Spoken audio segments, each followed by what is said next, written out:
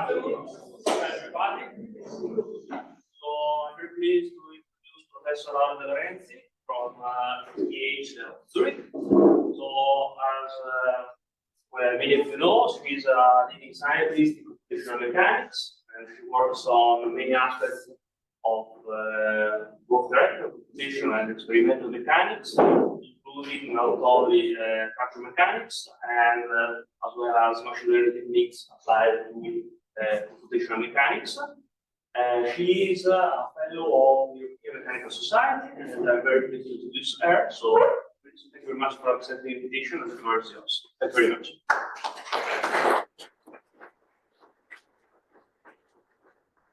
Thanks, David, for organizing this visit, and also thank you to all the colleagues who invited me. It's a great pleasure to be here. It's the first time I come to MOX, not the first time I come to Polytechnic in Milano, but the first time at MOX.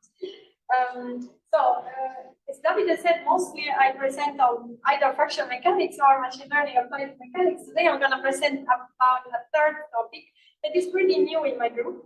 And this is essentially the PhD project of my current PhD student, Boolakee, who will finish the 30th of April. So it's about leaving, but he has a successor already, an ex-PhD student who will pick up from where he will be. And we joined forces with a real Lattice Boltzmann expert, meaning someone who's been doing Lattice Boltzmann pretty much all his life. And this is Geier. He's a professor in Braunschweig, where I was before joining ETH. And as it often happens, we never collaborated when I was in Braunschweig, although we were one floor distance from each other. And then after I left to Zurich, we started collaborating systematically. So he's been doing Lattice Boltzmann for fluids, which is what most people do. And as I'll tell you in a second, we want to try this a little bit crazy idea maybe of using Lattice Boltzmann for solids. So it's a bit of an exploratory project. It's a high-risk project. So the PhD student knew he would have, let's say, a sort of high-risk, high-gain type of project. He agreed with that. He had fun. So we still don't know whether this will really pick up. But maybe you'll tell me what your impressions are at the end. Okay. So since I don't know how many are familiar with Lattice Boltzmann, I suspect not many, I'd like to start really from scratch. So Lattice Boltzmann is an algorithm. We'll come to that. We'll look at the algorithm in the eyes. But let me first say, why is Lattice Boltzmann very popular? So Lattice Boltzmann is very popular, especially for fluids, as I mentioned, because of two key advantages. One is that it's algorithmically super simple. You will see. In principle, you can code it in 2 lines. Of course, you then boundary conditions and all the rest. But for a periodic problem, you can really almost code it in 2 lines. And it's known to have excellent scaling and parallelization on GPUs. And the reason for this excellent scaling and also for the algorithmic simplicity can be condensed in one expression that I'm not sure who said for the first time. You can find it all over the place in the Lattice Boltzmann literature.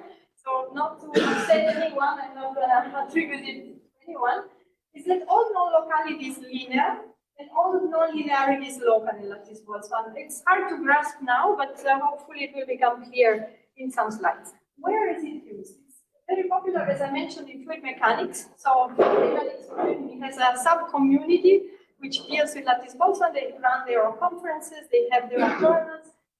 It's also very popular in porous media, because very often in porous media, people tend to prefer this for the simplicity, as I guess. It's becoming, or it has become quite popular in the past, I would say 10 years, when people started massively simulating additive manufacturing processes where you have a lot of fluid flow. And for some of the groups who deal with additive manufacturing, process modeling, process simulation, they use Lattice Boltzmann, not all, but many. And I may be missing some, but these are essentially the biggest communities I could think of. So why do we want to, let me get rid of this, okay. Why do we want to try at least to use Lattice Boltzmann for solids? So the first motivation is, since it seems to be so great, and especially for some applications in fluids, why can't we try to use it for solids as well? So why can't we try to have something that's algorithmically very simple, can scale very good in parallelization on GPUs, and enjoy the benefits of the linear non-locality and the local non-linearity? The second motivation is in many of the communities I mentioned before, chances are that you want to couple fluid behavior with solid behavior, right? So SSI is an example in quorum mechanics. Okay, very often those who use Lattice Boltzmann, they assume the solids to be rigid, but the applications where the solid skeleton is deformable are increasing with hydrogels and so many soft materials with fluid transport and mechanics in a coupled way. Even in additive manufacturing, there are a lot of applications where you also have then the formation of the solid. So these days, what people do is they would couple Lattice Boltzmann for the fluid part and finite elements for the solid part. But you can easily imagine that this marriage is not really the best because one goes very well on GPUs, the other one on CPUs, and in general, whenever you couple two different frameworks, it's not really the best option. So the second motivation is why can't we provide these communities with a tool that they can use to do everything within the Lattice Boltzmann framework. Okay, yeah. So our philosophy in this work, so those of you who know about Lattice Boltzmann will probably recall, and we'll recall it in a second, that the method has a gas kinetic legacy. So it really started as a gas kinetic scheme. So you may think, okay, what does that have to do with solids? Nothing, essentially. But so this is why I felt the need to establish in written once for all that we view Lattice Boltzmann not as a kinetic method, we merely view it as a discretization scheme for PDEs. So we really merely see it as an approximation method. Also, our fundamental design tool for the scheme, I will mention this more in the following, is asymptotic analysis. This is not the most widely used tool in Lattice Boltzmann, but we found it to work really well. And what are our objectives? So before I mentioned them, I should mention that we are not the first who had this idea to use Lattice Boltzmann for solids. There were others before us, but we were not really happy with the way these others had done it. I hope they're not listening, because of different reasons. So essentially in the previous works, the order of accuracy was not even established. So it was not clear really, does the method converge, and if so, with which rate? So we really wanted to be, let's say, rigorous in that sense. Very often it's also not clear whether the method is stable. So they show you, of course, stable simulations, but there's no guarantee that from a certain point on, the method will now start being unstable. Very often people mix Lattice Boltzmann with finite differences, because there are instances where it can make your life much easier if you can use some finite differences. However, experts in the Lattice Boltzmann implementation clarified to me that this breaks all the advantages, or at least most of the advantages. So when I first approached Martin Geier to ask him whether he was on board, he was aware of these previous attempts, and he told me, why do you want to make a soup with a stone? Because it will still taste as a stone. Meaning, if you want to mix Lattice Boltzmann with finite differences, at the end you will have a finite difference scheme, so you will lose the advantages. So this was, let's say, one design requirement, that we didn't want to use any finite difference approximation. We really wanted to have the native Lattice Boltzmann scheme. And some of the previous works, they would tell you, okay, this is going to work only for shear wave speed and equal to bulk wave speed, or with other limitations on the choice of the material parameters. We didn't want these limitations. We wanted to be able to solve any problem with any choice of the material parameters. So, of course, we haven't done all that's possible to do in solids. Of course, we started with linear elastostatics, and then we went to linear elastodynamics. So this is what I'm going to show you today, the first steps in these two topics. Okay. And also another disclaimer. So for now, we stay in 2D. 2D means we started with the flat world, so really 2 dimensions, ignoring the third one. But we can very easily adjust this to plane stress, plane strain situations. In fact, in the elastodynamic paper, the reviewers forced us to do it, and so we were thankful because this eventually was pretty easy to do. In elastostatics, we only show the pure 2D, but even in that case, it's very easy to generalize. But the successor PhD student of Oliver already extended elastodynamics for periodic problems to 3D. So we know it's possible also to do 3D. Okay, so I'll start talking about basics of Lattice Boltzmann, and I'll show you I'll walk you through linear elastostatics and linear elastodynamics, and finally I'll draw some conclusions. So let me start with the basics. So this is nothing new, but of course it's needed to bring everyone to on the same page.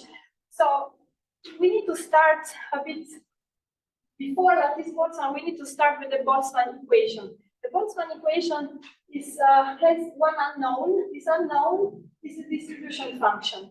So, and this tells you about the gas kinetic legacy of the Boltzmann equation. So, and also the methods that were derived from it. So the distribution function represents the probability of finding one particle at the location x at time t with a microscopic velocity psi. Yeah, so this is the unknown, and this is the equation. Essentially, you have that the term on the left-hand side, which depends on time and space derivatives of f. You see the convective term with psi. Is equal to a very complicated integral, which I didn't bother writing there. Very complicated, very difficult to compute. There are still people who try to solve the Boltzmann equation, but this was not, as I mentioned, our intention. Okay, so what is the connection of gas dynamics? The beauty of the approach is that if you are able to solve the equation and to find f, then you can compute the statistical moments of f, and these will give you physical quantities. So the zeroth order statistical moment, the integral of f over the velocity space, will give you the density, and the first order statistical moment, the integral of f times psi, will give you the linear momentum density. And so you can, once you solve let's say the equation in terms of probability distribution, you can also determine rho and rho u.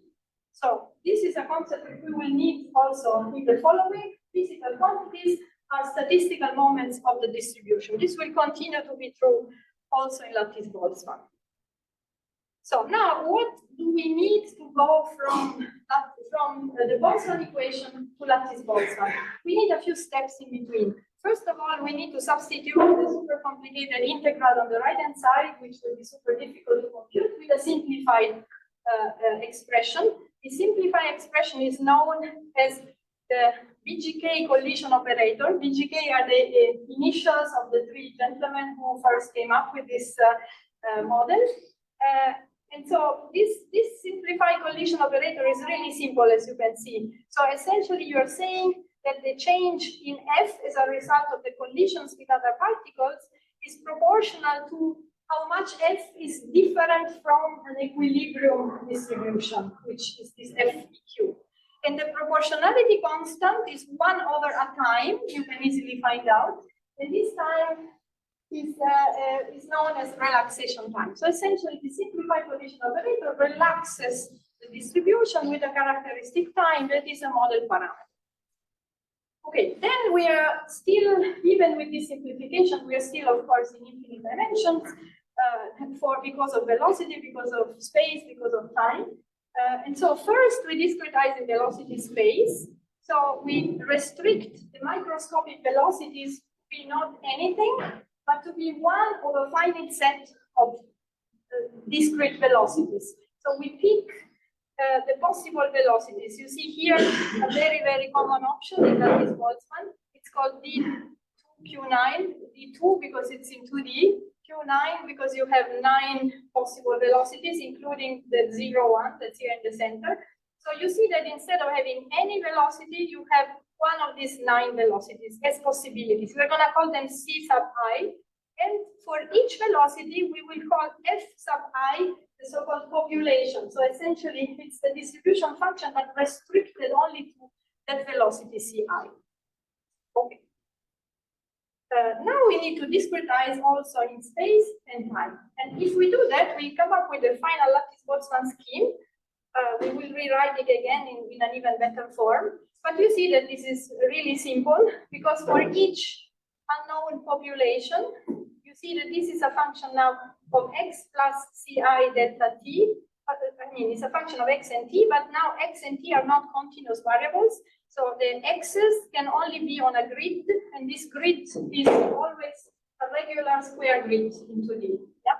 And also, the discretization in space and the discretization in time are related to each other. So you have this parameter that's called the lattice scalar velocity, which is nothing but the ratio between the two discretization parameters for space and time.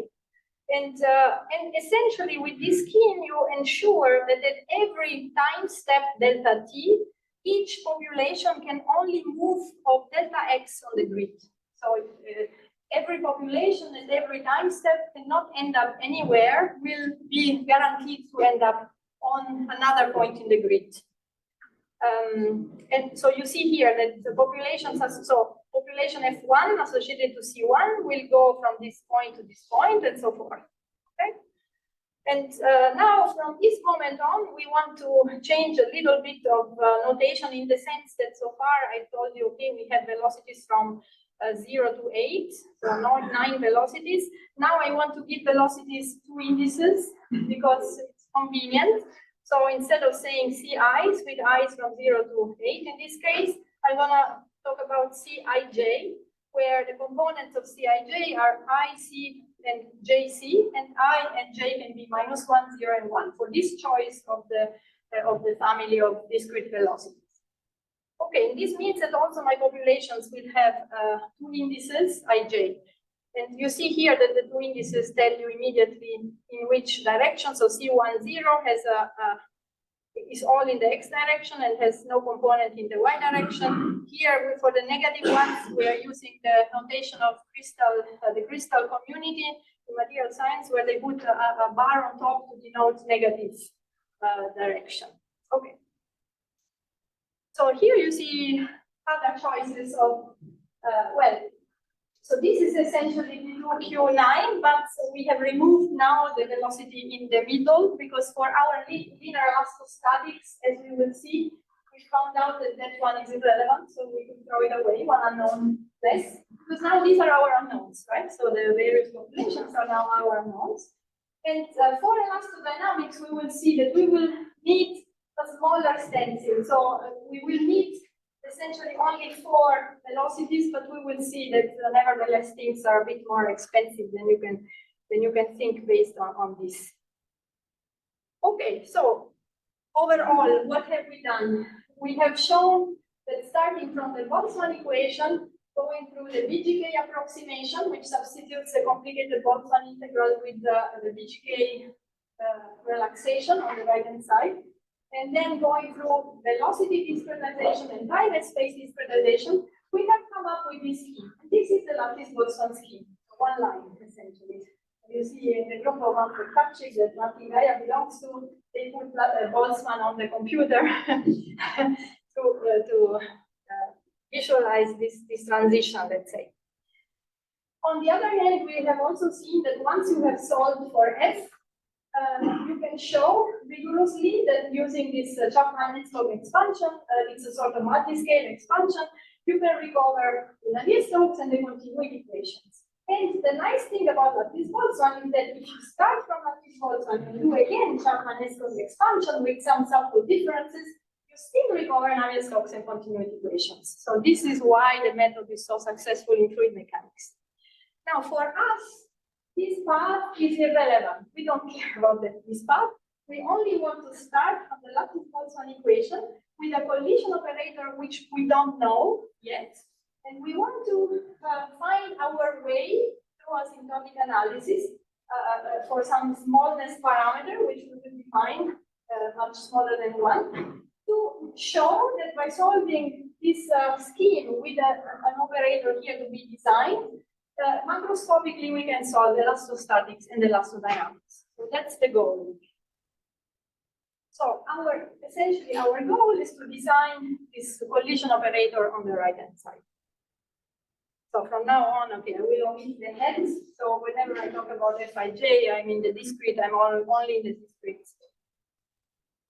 Okay, so now one step more, I need to show you to motivate why we said that this was on all non-localities linear, all non-linearities local. So this is the Lattice Boltzmann equation with a BGK operator. We have seen it before. Now here, after the time discretization here, there's a delta t which appears on top of the relaxation time. this ratio is also denoted as omega. It's also called the relaxation rate. Okay? So, and then we can rewrite this quantity in this way. So now what do we have here? We have the populations, a way of Cij delta t in space and a way of delta t in time as a function of the populations in x and t. And of course, the equilibrium populations of x and t with the relaxation rate as model parameter. Now we can subdivide this scheme into two steps. In the first step, we take this right-hand side, so the populations at x and t, and we use them to compute the same populations after collision. And this is what I call Fij star. So this is the collision step. Here, I can be nonlinear because I could have that this Fij equilibrium, for instance, they could be nonlinear functions of the Fij themselves. So here I can have really complicated collisions operator if I need, but this is all local. So this is all done for each point of the grid separately. So it can be coded in a massively parallel way. And then in the next step, I take these populations after collision and I stream them to their neighbors. So I take everything that I obtained at x and t, all the populations, and I stream them. So I stream every f star ij to the location x plus Cij delta t and to the next time step plus delta t. So this is simply a transfer, and if you want, it's a sort of convective motion. So it's really a transfer of the populations. And this is non-local, of course, but it's always linear. Essentially, it's always the way you see it. It's not going to change. So here you see a graphical representation. You see that here the black arrows are the populations in the, well, not the populations, but the velocities of the populations in the central node. And the blue arrows are some of the velocities of the populations in the neighboring nodes. And here you see what happens after streaming, that the blue arrows have moved to this point and the black arrows have moved to the neighboring points. Okay? So this is a streaming step. So this motivates the statement that in Lattice Boltzmann all nonlinearity is local and all non-locality is linear. So this is again a graphic interpretation which shows that over delta t, the populations at this point, for instance, of the grid are streamed to all the neighbors according to their respective velocities. Good. So the last step I need to do before we get to the actual solid mechanics schemes that we have designed is, remember I told you at the beginning, the statistical moments of the populations are, or actually already in the Boltzmann case, the statistical moments of the distribution, they are physical quantities. And this continues to be valid also for Lattice Boltzmann. So this is why we want to compute statistical moments of our populations, because now we are in the discrete case. And so, for instance, the zeroth order moment, which was the integral of f is over the velocity space, is now simply the sum of the Fij. And if I want to go to the first order statistical moment, that was the integral of f times psi. Now I have the sum of the Cij times Fij. And this is a vector, of course. I can project it in the two directions and obtain two first order scalar moments, which will turn out to be very important for us. And then I can continue. For instance, I can compute the second statistical moment, which will be a second order tensor. So in our 2D case, it's gonna be symmetric. It's gonna have these three components, which you see here. And then if you look at this expression, so as we were mentioning before, in fluid mechanics, the zeroth order moment was the density. The first order moment was the linear momentum density. And essentially, these in fluid mechanics, if you have no forcing, are quantities which should be conserved, right? And so also in the discrete case, in fluid mechanics, the zeroth order and the first order moments are the three moments which should not be relaxed. They should be conserved. And the other moments instead will be relaxed. And how they are relaxed depends on the collision operator that you use. If you use a BGK, you have one relaxation time, so you relax all the other moments with this relaxation. Okay.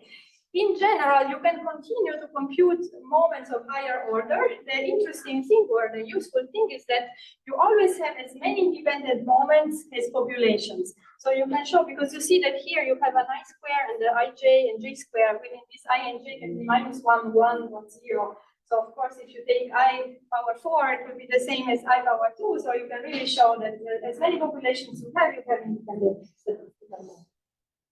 Okay, so now let's finally go to first linear elastostatics and then linear elastodynamics. I'm not going to show you the details of the steps that we made because we would all fall asleep, including myself.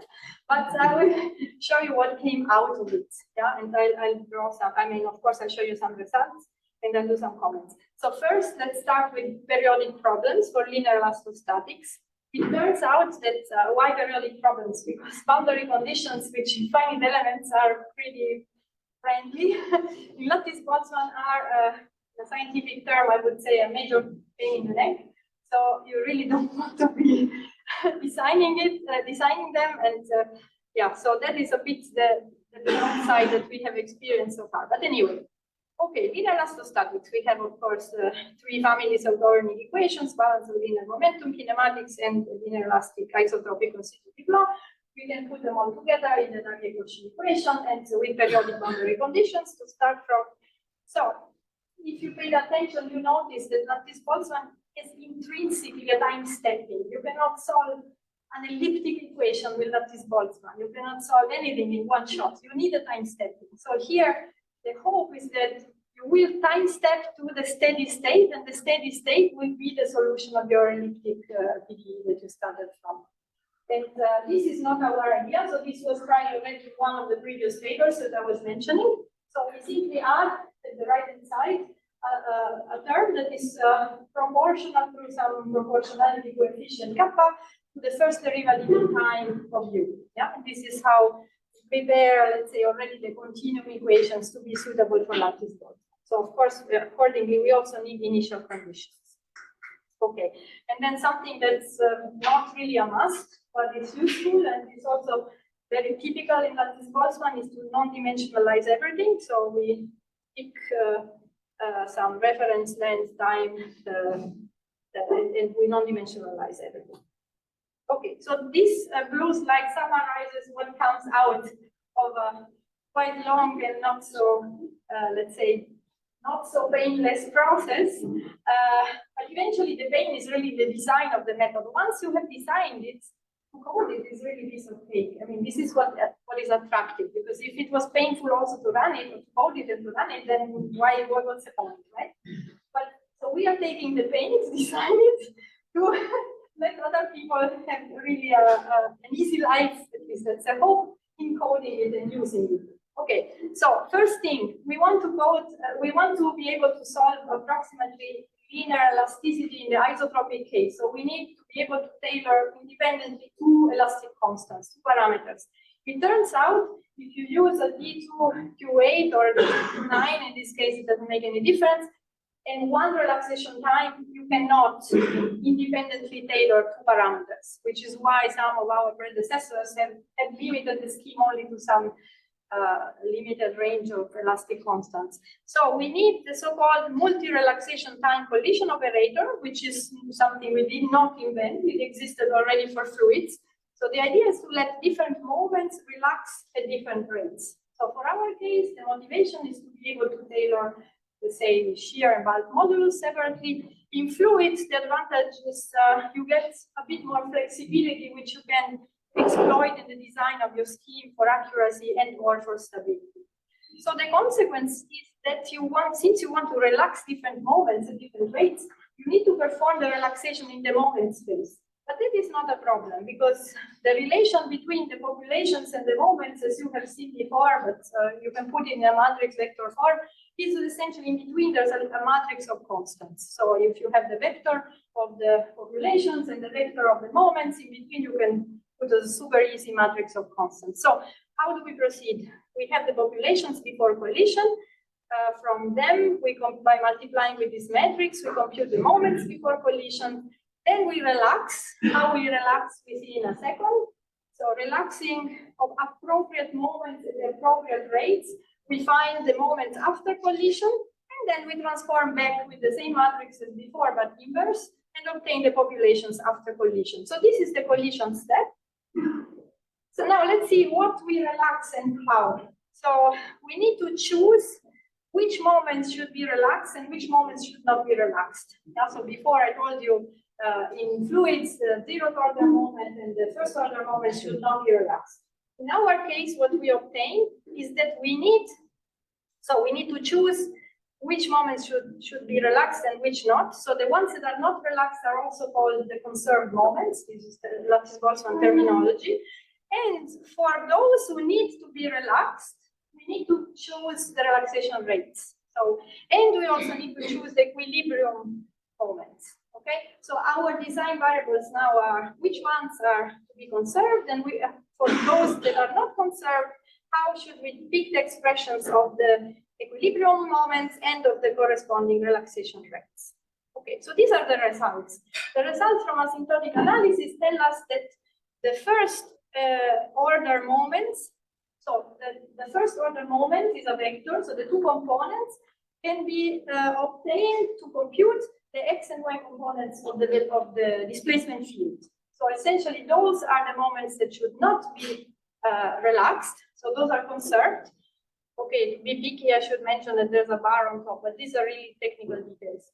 The nice thing is that then the rest we can relax. And here you see that the relaxation rates depend on mu and on k, so shear and bulk modulus, as we expect. And we have also some of them which are simply 1.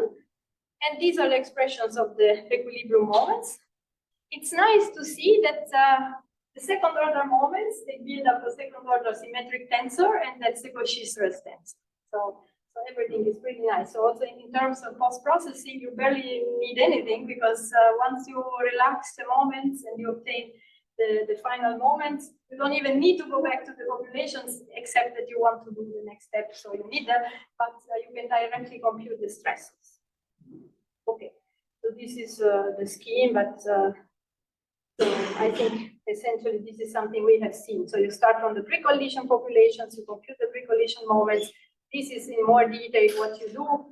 These are the conserved moments. These are the non-conserved moments which you need to relax. There is a little bit of more complexity because the forcing needs to be split in 2 stages. You apply first half and then the other half.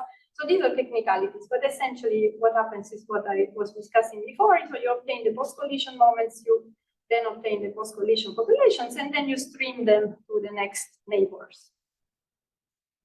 Okay, so now asymptotic analysis was the basic tool that we used to derive all of what I've shown in the previous slides. So I swear that we did it. I mean, you can find, of course, in the paper all the steps, but it's really much. One thing, though, I would like to mention. So first of all, how is asymptotic analysis set up? All the populations are expanded in series of the smallness parameter. But now we need to decide how this smallness parameter relates with the space discretization parameter and with the time discretization parameter. So what we use in this work is what we call diffusive scaling. It's a popular terminology because it's used often in diffusion problems. Essentially, you can think of the original equation. We have second order derivatives in space and first order in time. So it's pretty natural to choose that delta x square would be proportional to delta t. And this is also proportional to epsilon square. Okay. This will change in elastodynamics, as you can imagine, because there we have second order derivatives both in space and time. So there we will use a different kind of scaling where the delta t and delta x scale both in the same way. The procedure is very long, so I already said I will spare you. And then, the procedure we used to ensure that we are second order consistent, because that was our design requirement. But we also need stability. Stability is also not super trivial. In this case, we could use von Neumann stability analysis, so actually it will be simple. And what we found is that first of all, to be stable, we need all the relaxation rates to be between 0 and 2, but this was already satisfied spontaneously from the asymptotic analysis. And then we can find a map of values of the elastic constants which guarantee stability. Now notice that here nu is between -1 and 1 because we are in the flat world. Otherwise, of course, this would be different. But for us, the incompressibility limit is up here. It's nu equal 1 in the flat world. And you see that there's an unstable region. So you may think, okay, if I have nu equals 0 and E in this region, I will be unstable. But this is not the case. Why it's not the case? Because here on the x-axis, we don't have the elastic modulus per se, but we have the non-dimensional elastic modulus, which contains the discretization parameters and kappa, this proportionality constant. So we can always move horizontally by simply picking kappa in such a way to be outside of the unstable region. Okay? So essentially, we can be stable almost everywhere. If you look at it, so at some point I was super excited that we would be stable even in the compressible limit, but that's not the case, unfortunately, because if you zoom in here, very close to 1, so between 0.96 and 1, you see that there's an unstable region exactly at 1. Okay, at first you think, okay, now here, if I can move to the extreme right, I can be stable in the compressible limit. It turns out that if you look at the error in those regions, the error explodes, becomes really large. So you don't want to be there. But essentially what we concluded is that for nu between -0.3 and 0.95, so actually pretty close. Now I don't know what this would be in plane stress, plane strain, but pretty close to the incompressible limit, you are accurate and stable. Okay. Let me show you some results. So we started, of course, with manufactured solutions. Where we decide ourselves what the solution is, and we compute the forcing. So here you see the error in the evaluation of the displacement and of the stress. So the displacement is the blue curve, and the stress is the red one in L2 norm and in L infinity norm over the whole domain. And you see that you need time stepping as we were expecting, but you do converge after enough time steps to the steady state solution. And the error that you attain, of course, depends on your discretization parameters. So now what happens at steady state? So now we are, let's say, putting ourselves at steady state. What happens with the error as we change the smallness parameter? The nice thing is we are second order consistent, not only in displacement, but also in stress. For people used to finite elements, this is not trivial. Typically in finite elements, if you use linear elements, you have second order consistent displacement and first order consistent stress. And here you get both to converge with the same rate. We also have here, okay, an improved scheme where we correct some of the higher order terms. Consistency is still the same, the order, but we gain 1 order of magnitude in the error. But even nicer is the comparison with finite elements. This was also asked for by one reviewer, so I'm really glad he forced us to do it. So now here, if you see finite elements, they are, so here, this is the displacement from finite elements, the error, and this is the stress in finite elements. So of course, we expect a first order consistency, and these are the two errors in Lattice Boltzmann. So they are both well below the finite elements errors, especially the stress, of course, because not only the error is smaller, but also the order is larger. Okay, so we started with the periodic boundary conditions, but that's the easy case in a way. So we were able in elastostatics to add arbitrary Dirichlet and Neumann boundary conditions. Here you see an example. So what is the caveat here? Even with Dirichlet and Neumann boundary conditions, in L2 norm, you are still second order consistent in both displacement and stress. What you lose is the second order consistency, the infinity norm in the stress.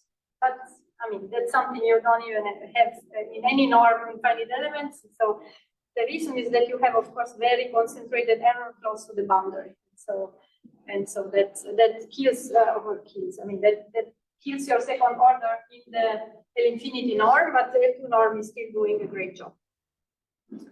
And this was just to show that we can solve also some problem that is in the classical textbooks of linear elasticity, the plate with hole, and we can compare with analytical solution.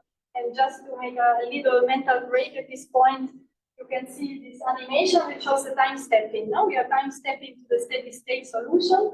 And you see, so I put this video in, at that time it was still called Twitter, I think. And I got an enormous number of likes in the Twitter. What happened this time? And then I understood from the comments that many of the likes were due to this hard shape of the contours. So much to scientific dissemination over Twitter, but anyways. But my PhD student was super happy, so that is also nice. Okay. So now, one would wonder, okay, why do we at all bother going Lattice Boltzmann for linear elastostatics? Because the finite elements, we don't do the time stepping, and here we need the time stepping. To be honest with you, now I would even have an answer to that question, but this would make it too long. So, but if any of you is curious, we can discuss after. So I could have an answer for that, why we can still be kind of competitive even though we do time stepping. But the real application of Lattice Boltzmann is not really for elliptic equations. It's really either for hyperbolic equations like elastodynamics or for nonlinear equations. So where we can really explore the advantages. So the next step, in fact, at the beginning, we thought, okay, by doing the linear elastostatics, we learn something that we can reuse in elastodynamics. That's also not true. We had to start from scratch because it turned out the two problems were very, very different. Anyway, here we have again Cauchy, but this time we have a second derivative in time of u on the right-hand side, and this is now not added by us, it's there. So, in the formulation that we have so far, we have developed a solution not for the direct, so not for the second order system in space and time that I just wrote, but for a first order hyperbolic system that is obtained by that system through a reformulation. So what is this reformulation? First of all, this was proposed recently by two different groups. Is our neighbor at the University of Zurich. And so we are using it here. So for my finite element printing, this looks a bit like a mixed scheme. So the unknowns, now the unknown is no longer u, but it's this big U which contains the two velocity components, not the displacements, the velocities, but once we have the velocities, eventually we can integrate with the trapezoidal rule. And the three fluxes, and these three fluxes, if you look more carefully, they're related with the Cauchy stress components. So it's a sort of U sigma mixed formulation, if you want. Okay, and this solved, at least, I wouldn't say solved because we cannot exclude that one could still proceed with the previous formulation, but at that stage we were not able to do it. So by doing things this way, we could exploit some new tools for stability analysis, essentially, which we had not been able to find for the classical case. Okay, so now we want to solve this first order hyperbolic system with the non-dimensionalize it as usual. So this is again the blue slide with the final recipe. The final recipe is here. We cannot get away with scalar Lattice Boltzmann. We have to use vectorial Lattice Boltzmann. That's also nothing new. It's also in the fluid mechanics community, but not quite as long as the scalar Lattice Boltzmann. You may remember that in linear elastostatics, we were using one set of scalar populations to determine the vectorial unknown, the displacement field. Here, we need to use vectorial populations to determine the vectorial unknown. And we need one population per unknown. So we have 5 unknowns, the 2 velocities and the 3 fluxes. Now we need 5 components of each population. But the good news, so this is bad news, right? Because we have, of course, more unknowns. But the good news is we don't have to go to a D2Q9 or D2Q8. We can get away with D2Q4. So this is why we call it D2Q4 to the power 5, because we have D2Q4, but each velocity corresponds to a vectorial population, and this vector has 5 components. Okay. Good. So once again, and the other good news is we can get away with one relaxation time, because now we have so much richness in the unknowns themselves that we don't need now the multiple relaxation times anymore. So we can get away with one relaxation time. So essentially we use VGK. But still with VGK, we need to design the equilibrium populations, and we need to find the one relaxation vector. So these are the final results. So from asymptotic analysis, as usual, so the unknown vector is again given by, so in this case, unknown vector in fact is given by the 0th order moment of the populations. And then you need to add half forcing. And this is the expression of the equilibrium populations, which, as you see, depends on the unknown itself. Yeah? So this collision is non-linear collision. And the one relaxation time is omega equal 2, which in Lattice Boltzmann is very well known. Let's say it's a limit case with no dissipation whatsoever, but we do not want dissipation. We have elastodynamics with no damping. So this is good for us. But it's really a hard test because the stability doesn't have any, damping that can save you, even though maybe your scheme. So we really need to be stable exactly, let's say. Okay, this is the initialization, so you also need a second order consistent initial condition. So again, just a few comments.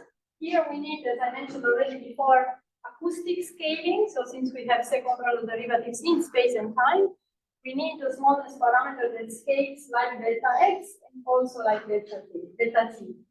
And the relaxation rate is 2. And we need second order consistent initialization and boundary conditions, but I don't bother showing them because it's not, it's tedious and not, I mean, if you're interested, you can look at it. Stability. In elastostatics, we use von Neumann.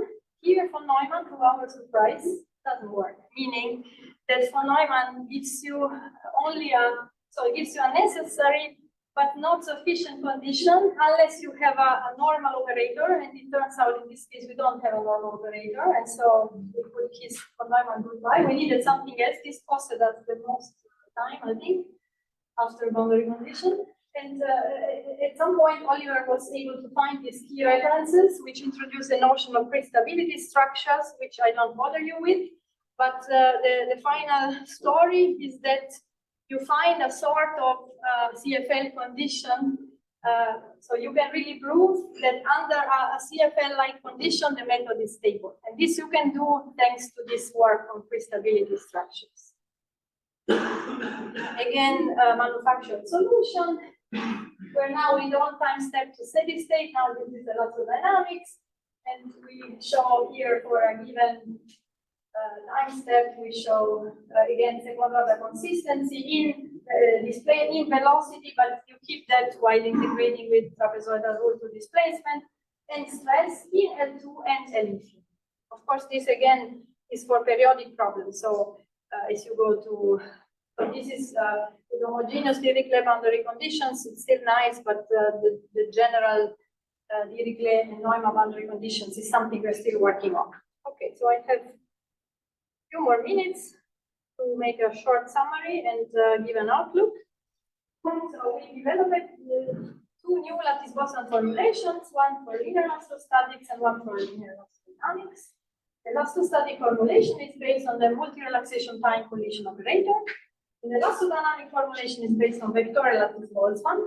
The fundamental design tool is asymptotic analysis. As I said, this is very tedious, but once you have done it, by the way, vectorial Lattice Boltzmann is by far not as tedious as in scalar Lattice Boltzmann. But anyway, once you have done it, then you can use the scheme, and implementing it is super easy. All formulations are second order accurate and stable in displacement and stress. So far 2D, but 3D elastodynamics is already working. Now, the really weak points so far are the boundary conditions. In elastostatics, we made it. We have through arbitrary Dirichlet and Neumann boundary conditions, but in elastodynamics, we only have Dirichlet boundary conditions in a grid-aligned situation. And if the grid points are halfway between, let's say the boundary is halfway between one grid point and the hypothetical next grid point. So this is of course super limiting. So we also did some progress in these other two cases, but what we really want to come up with eventually is general boundary conditions, and that is still a big question mark. So ongoing and future work is first of all more flexible boundary conditions for elastodynamics, where we still don't have that. We have a master student who's implementing and testing in XLB, which is a high performance GPU based code by NVIDIA and Autodesk together. And we want to see whether the method really keeps its promise to be really high performance on GPUs for problems. And of course, the natural next step is nonlinear problems, which we haven't started yet, and coupled problems. I must say I was very happy to see that recently the group of Boolakee in Munich, you may know her, has taken this scheme and has coupled it with a diffusion scheme that was also already there from the, let's say, fluid community. They coupled them and they're using it to solve photoelastic problems. So essentially, one of the applications we wanted to tackle is already done by her postdoc. So, and they were very happy, although they need to time step the solution. So this is how actually I found out talking to them that this is not too bad. And 3D, of course. With that, I'm done. Thank you very much for your attention, and I'll be happy to discuss.